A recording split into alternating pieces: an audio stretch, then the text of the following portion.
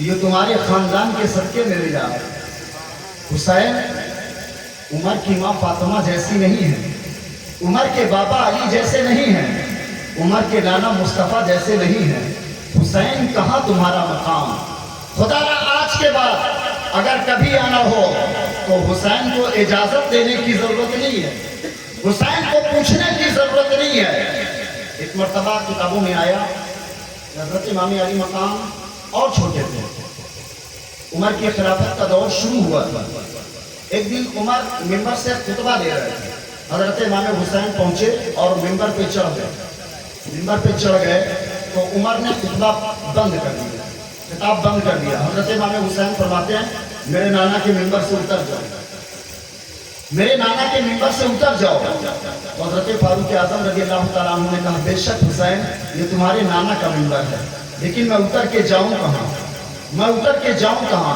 تو حسین کا بچپنا بول پڑا آپ اپنے نانا کے ممبر پر جاؤ۔ تو عمر نے کہا تھا میرے نانا کا کوئی ممبر نہیں ہے، میرے باپ کا کوئی ممبر نہیں ہے، میرے دادا کا کوئی ممبر نہیں ہے۔ تو حسین نے کہا تھا اچھا آپ کے نانا کا کوئی ممبر نہیں، آپ کے باپ کا کوئی ممبر نہیں ہے، اگر نہیں ہے تو پھر اسی ممبر پر رہو۔ ہاتھ پکڑا اور عمر کو پھر ممبر پر کھڑا کر دیا۔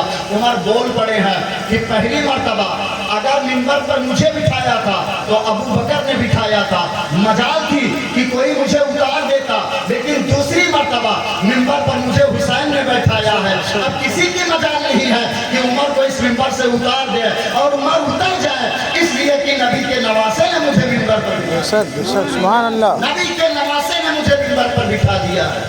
یہ مقام ہے حضرت امام حسین، یہ مقام ہے میرے آقا حسین رضی اللہ تعالیٰ عنہ کا۔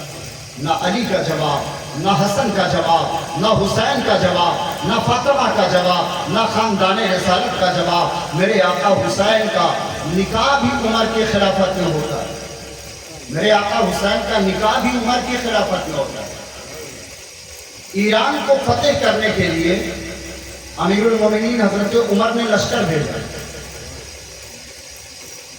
بادشاہ یزدجرد کی بیٹی نوشیروان عادل کی پوتی ساہران جنگ جب شروع ہوئی نا تو یہ اپنے 100 کنیزوں کے ساتھ جنگ کا میدان کا نقشہ دیکھنے آئی تھی۔ بادشاہ کی بیٹی تھی، جنگ کا نقشہ دیکھنے کے لیے آئی تھی، اور مسلمانوں نے جب حملہ کیا نا تو بادشاہ یزدجرد خود میدان میں آیا تھا۔ وہ اتنا بدحواس ہوا کہ اپنا لشکر چھوڑ کے بھاگ گیا، یہاں تک کہ اپنی بیٹی کو بھی چھوڑ کر بھاگ گیا اپنی جان بچا کر۔ مسلمانوں کو غلبہ ملا، انہوں نے قیدیوں کو گرفتار کر لیا، مال غنیمت جو ہاتھ آیا اسے لیا، اور جو لوگ گرفتار ہوئے اس میں شاہران بھی تھی، یزدجرد کی بیٹی اور اس کی 100 کنیزیں بھی تھیں، سب گرفتار ہو کر کے مدینہ بھیجی گئی۔ مدینہ آئی تو بڑا مال غنیمت آیا، بڑا مال، سونا چاندی، درہم و دینار، مال و متاع عمر کے دربار میں پیش کیا گیا۔ حضرت فاروق اعظم رضی اللہ تعالیٰ عنہ نے جب اتنا مال دیکھا، جتنا ایران سے مال آیا تھا نا، اتنا مال دیکھا تو آپ کی آنکھوں میں اشک آ گئے، آپ رونے لگے۔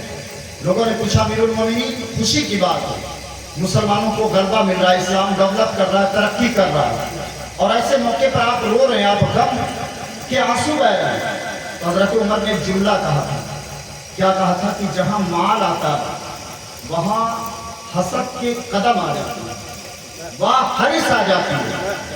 عمر کو یہ مال تقسیم کرنا، میں سوچتا ہوں کہ کہیں عمر سے مال کو تقسیم کرنے میں کم زیادہ نہ ہو۔ مسلمانوں کو آج مال مل رہا ہے، کہیں اس مال کی وجہ سے مسلمان گمراہ نہ ہو جائیں۔ مسلمانوں کے لیے غربت زیادہ بہتر ہے۔ یہ کون کہہ رہا تھا؟ حضرت عمر کہہ رہے، حضرت عمر کہہ رہے۔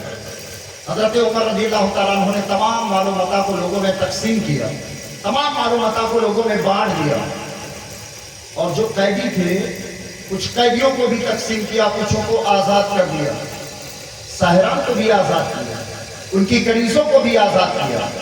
لیکن انہوں نے اسلام کو قبول کرنا پسند کیا، انہوں نے کہا میں اسلام کو قبول کرنا۔ تو حضرت فاروق اعظم رضی اللہ تعالیٰ عنہ نے کہا کہ اگر یہ اسلام کو قبول کرتی ہیں تو میں چاہتا ہوں کہ ان کی شادی کر دی جائے، ان کا نکاح کر دیا جائے۔ ساحران بتاؤ تمہاری کیا مرضی ہے؟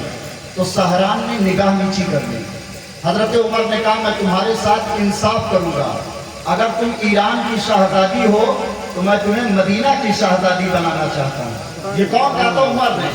اگر تم ایران کی شہزادی ہو تو میں تمہیں مدینہ کی شہزادی بنانا چاہتا ہوں. لوگوں نے کہا امیر المومنین آپ کہنا کیا چاہتے ہیں؟ عمر نے کہا میری نظر میں ان کے لیے حسین سے زیادہ بہتر رشتہ کوئی نہیں ہوگا. میری نظر میں حسین سے زیادہ بہتر رشتہ کوئی نہیں ہوگا. یہاں تک کہ ساحران نے جو زیورات پہنے تھے ایک زیور اتارنے کا حکم نہیں دیا امیر المومنین. آپ کو مات کنیزوں کے اجازت دیا کہ حسین کے ساتھ آپ کا عقد کر دیا جائے. حضرت امام حسین کے نکاح میں ساحران آ گئے، ان کا نام سحر بانو رکھا گیا، اور ان کی کنیزوں میں ایک کنیز ہے جن کا نام ہے شیری. شیری یہ ایران سے قید ہو کر کے آئی تھی اور مدینے میں ساحران کے ساتھ تھی، اور جب یہ کلمہ پڑھ کر کے داخل اسلام ہوئی نا، حسین کے نکاح میں آئی تو شیری بھی کلمہ پڑھ کر کے داخل اسلام ہو گئی. داخل اسلام ہوئی، مدینہ میں تب تک رہی ہے جب تک ساحران رہی، حسین رہے. اور جب یہ قافلہ مدینہ سے مکہ اور مکہ سے کوفہ گیا، کربلا کے میدان تک شیری ساتھ میں رہی. کربلا میں سب لوگ شہید ہو گئے. اس کے بعد گزرا ہوا قافلہ جب شام جا رہا تھا تو اس قافلے میں بھی شیری تھی. یہ مقام و مرتبہ ہے خاندان اہل بیت و اطہار کا، خاندان رسالت کا.